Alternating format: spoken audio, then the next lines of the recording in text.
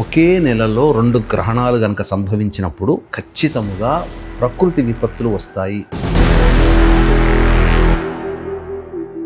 నేను కూడా ఇటువంటి విషయంలో రీసెర్చ్ అనేటువంటిది కొంతకాలం అనగా 2-3 సంవత్సరాల క్రిందటే తయారు చేశానమ్మా.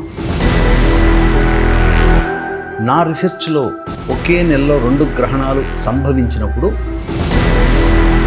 5 సెప్టెంబర్ 1941లో చంద్రగ్రహణం, 21 సెప్టెంబర్ 1941లో సూర్యగ్రహణం.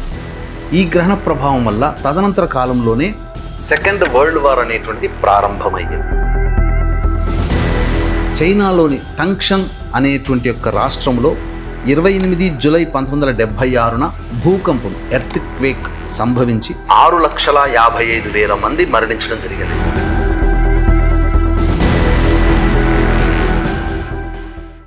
అయితే ఇప్పుడు మరి ఈ గ్రహణం వల్ల ప్రపంచవ్యాప్తంగా ఏమన్నా ఇలాంటి ఆటంకాలు కానీ లేకపోతే విపత్తులు కానీ వచ్చే ప్రమాదం ఉంది అని అంటారా? ఇంతకుముందు చెప్పినట్టుగానే ఒకే నెలలో 2 గ్రహణాలు కనుక సంభవించినప్పుడు శాస్త్రం ఏం చెబుతుందంటే తదనంతర పరిణామాల్లో కొన్ని విపత్తులు వస్తాయని చెబుతాయి. అంటే మీరు గమనించుకుంటేనమ్మా, గ్రహణాలు మాట్లాడతాయి, గ్రహణాలు విషయాలు చెబుతాయి. చాలామంది అనుకుంటుంటారు గ్రహణాలు రావడం వల్ల సమస్యలు వస్తున్నాయని అనుకుంటారు. తప్పది. సమస్యలు వస్తున్నాయని గ్రహణాలు తెలియజేస్తాయి, సంకేతాలు. అందుకనే మీకు ఇంతకుముందు చెప్పినట్టుగా ఈ సంవత్సరమే మార్చిలో ఏర్పడినటువంటి సూర్యచంద్ర గ్రహణ ప్రభావం అమెరికా, కెనడా లాంటి ప్రాంతాల్లో కనిపించింది. తదనంతర పరిణామాల్లో అనేక ప్రపంచవ్యాప్తంగా ఎవరైనా బాగున్నారా, సంతోషంగా ఉన్నారా మార్చి తర్వాత నుంచి? ఏదో ఒక విధమైనటువంటి ఆందోళన, అశాంతితో ఉన్నారు కదా. ఈ ఒకే నెలలో 2 గ్రహణాలు కనుక వస్తే, ఒకే నెల అంటే మనం పీల్చుకునే గ్రెగోరియన్ క్యాలెండర్ ప్రకారం జనవరి, ఫిబ్రవరి, మార్చి కాదమ్మా, మన తెలుగు మాసాల ప్రకారం చైత్రం, వైశాఖం, జ్యేష్టం, ఆషాఢం ఇలా ఒకే నెలలో 2 గ్రహణాలు వచ్చినప్పుడు దీని తదనంతరం 4 నెలల కాలంలో ఖచ్చితముగా ప్రకృతి విపత్తులు వస్తాయి. అంటే భూకంపాలు కానీ, సునామీలు కానీ, తీవ్రవాద కార్యకలాపాలు కానీ, ఇలా ఏ విధంగానైనా కానీ సామూహికంగా అధిక శాతంలో మరణాలు అనేటివి సంభవిస్తాయి. ప్రజలు అన్రెస్ట్లో ఉంటారు. దీనికి సంకేతం ఇప్పుడే మొదలైపోయింది. నేపాల్ లాంటి ప్రాంతంలో జరిగినది ఏంటమ్మా, మొన్ననే చంద్రగ్రహణం అయిపోయింది. సూర్యగ్రహణం రాబోతుంది 21వ తారీఖు రోజున.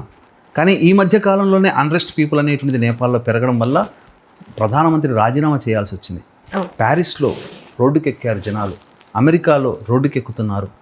అనేక ప్రాంతాలలో ప్రజాపాలకులకి వ్యతిరేకమైనటువంటి భావజాలంతో జనాలు అన్రెస్ట్లో ఉన్నారు. ఇది ఇంకా విపరీతమైనటువంటి దుష్పరిణామాలకి చోటు చేసుకోవచ్చు. పైగా మనం గమనించుకున్నట్లయితే దీనికి ప్రధానమైనటువంటి ఉదాహరణ కురుక్షేత్ర సంగ్రామం.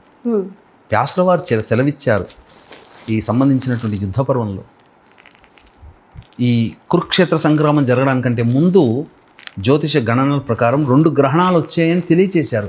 ఆ తదనంతర కాలం వల్లనే కదా ప్రపంచంలో ద బిగ్గెస్ట్ వరల్డ్ వార్ అని చెప్పుకునేటువంటి మహాభారత యుద్ధం జరిగి కోట్ల మంది చనిపోవడం జరిగింది.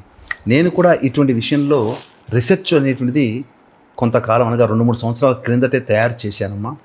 నా రీసెర్చ్లో ఒకే నెలలో 2 గ్రహణాలు సంభవించినప్పుడు ఆ గ్రహణాలు సంభవించినటువంటి తదనంతర రోజులలో ఖచ్చితంగా అనేక దుష్పరిణామాలు అనేటువంటి చోటు చేసుకున్నాయి.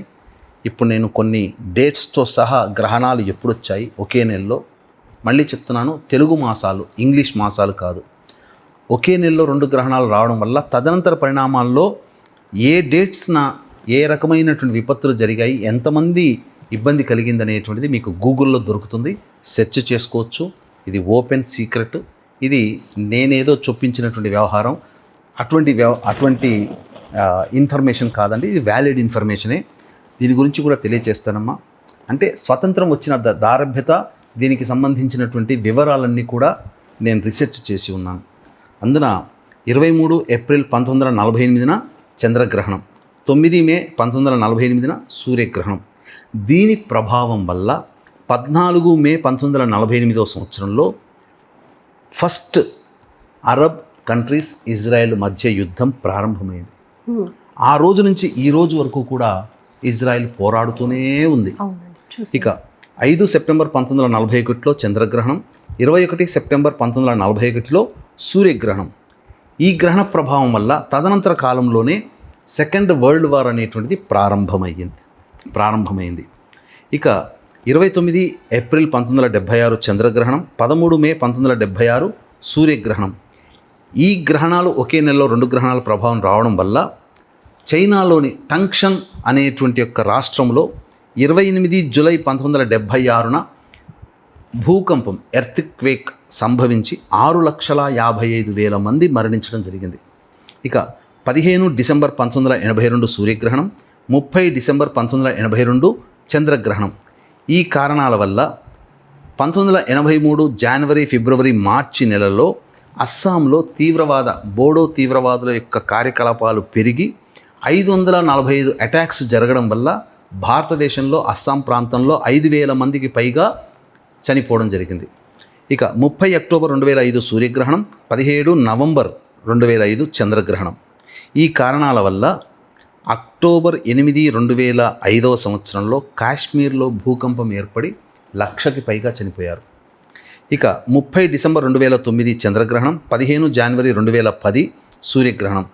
ఈ కారణం వల్ల హైతీ దేశంలో భూకంపం ఏర్పడి 2,00,000కి పైగా చనిపోయారు. ఇక 25 అక్టోబర్ 2022 సూర్యగ్రహణం, 8 నవంబర్ 2022 చంద్రగ్రహణం. ఈ కారణం వల్ల టర్కీ, సిరియాల్లో భూకంపం ఏర్పడి 50,000 మందికి పైగా చనిపోవడం జరిగింది. వెరీ రీసెంట్గా 14 మార్చి 2025 సంవత్సరంలో చంద్రగ్రహణం, 29 మార్చి 2025 సంవత్సరంలో సూర్యగ్రహణ ప్రభావం. ఈ గ్రహణ ప్రభావ తదనంతరం ప్రపంచవ్యాప్తంగా అనేకమైనటువంటి ఇబ్బందులు, వేల సంఖ్యలో మరణించడం జరిగింది. ఇంకా చెప్పాలంటే ఈ భాద్రపద మాసంలో 2025 సంవత్సరం 7 సెప్టెంబర్ నాడు ఏర్పడిన చంద్రగ్రహణం తదనంతర పరిణామాల క్రమంలో ఆఫ్ఘనిస్తాన్లో భూకంపం ఏర్పడి 2,000కి పైగా చనిపోయారు. అఫీషియల్ 2,000, అన్అఫీషియల్ ఇంకెంతనో. ఇలా చెప్పుకుంటూ పోతుంటే మొన్నటికి మొన్న కూడా ఇండోనేషియాలో జరిగింది ఏందమ్మా? ఈ గ్రహణాలు ఏది మార్చి తర్వాతనే కదా ఇండోనేషియాలో భూకంపం ఏర్పడింది. వెరీ రీసెంట్ కదా. మరి సంబంధించినటువంటి మయన్మార్, ఇండోనేషియాలో ఏర్పడి 10,000కి పైగా చనిపోయారే. అదే ప్రభావం భవిష్యత్తులో రాబోతుంది. అందున భాద్రపద మాసంలో ఒకే నెలలో ఏర్పడుతున్నటువంటి గ్రహణ ప్రభావాల వలన వృద్ధ పరాశర సంహితకి సంబంధించినటువంటి గ్రంథంలో వేద పండితులు సంతోష్ కుమార్ శాస్త్రి గారు, ఋగ్వేద వేద పండితులు సంతోష్ కుమార్ శాస్త్రి గారు సెలవిచ్చారు. ప్రకారము చూసుకున్నట్లయితే హైందవేతరుల యొక్క శక్తి ఉన్నటువంటి దేశాలలో ఆ శక్తి సన్నగిల్లుతుంది. అంటే భారతదేశం పైన ఎక్కువ ప్రభావం ఉండదు, కానీ ఇతర దేశాల్లో అయితే చూస్తాం. ఖచ్చితం, మీరు అన్నమాట వాస్తవం. సనాతన ధర్మాన్ని పాటించేటువంటి దేశంలో ప్రభావం ఉండదు. సనాతన ధర్మాన్ని పాటించని, హైందవ ధర్మాన్ని విమర్శించి ధర్మాన్ని నాశనం చేయాలనుకునేటువంటి పని కంకణం కట్టుకున్న దేశాలలో వాటికి సంబంధించినటువంటి దారుణాలు జరగబోతాయి. దీనికి సంకేతం ఇజ్రాయెల్ 2,000 కిలోమీటర్లకు పైగా క్షిపణులను మోసుకుని వెళ్ళి యుఏఈ సంబంధించినటువంటి నగరం రాజధాని దోహాలో మిసైల్స్ దాడి చేసి వచ్చింది. ఇప్పుడు పరిణామాలు అవే కదా. కాబట్టి ఈ గ్రహణాలు మాట్లాడతాయి. గ్రహణాలని తక్కువగా అంచనా వేయకూడదు, తప్పుగా అసలు అంచనా వేయకూడదు, అంతకంటే మించి తక్కువగా అంచనా వేయకూడదు. ఖచ్చితంగా మానవాళికి సంబంధించినటువంటి ప్రకృతి విపత్తులు, జీవజాలం మనం కాబట్టి మన మీద ప్రభావం అనేటువంటిది కొంత తక్కువ ఉన్న ప్రకృతి విపత్తుల రూపంలో మానవాళిని కబళించేటువంటి దుస్సంఘటనలు అనేటువంటివి భవిష్యత్తులో రాబో 4 నెలల కాలంలో మనం చూడబోతున్నాం. భవిష్యత్తులో 2029 నుంచి మొదలుకొని 2040 వరకు ఉండేటువంటి ప్రాంతంలో ఆ పుష్కర కాలంలో భూమండలంలో సమస్త విపత్తులు సంభవించి 1/3 వంతు జనం నష్టపోవడం జరుగుతుంది. ఆ ఏర్పడే క్రమానికి 2028 నుంచి ప్రారంభమయ్యే క్రమానికి ఇక ఈ 2025 నుంచి నాంది అనేటువంటిది ఈ గ్రహణాల రూపంలోనే మనం చూడబోతున్నామని చెప్పవచ్చు. అలాగే అండి, సూర్యగ్రహణం గురించి సవివరంగా తెలియజేశారు. ధన్యవాదాలు. సర్వం శ్రీ ఉమామహేశ్వర పరబ్రహ్మార్పణమస్తు.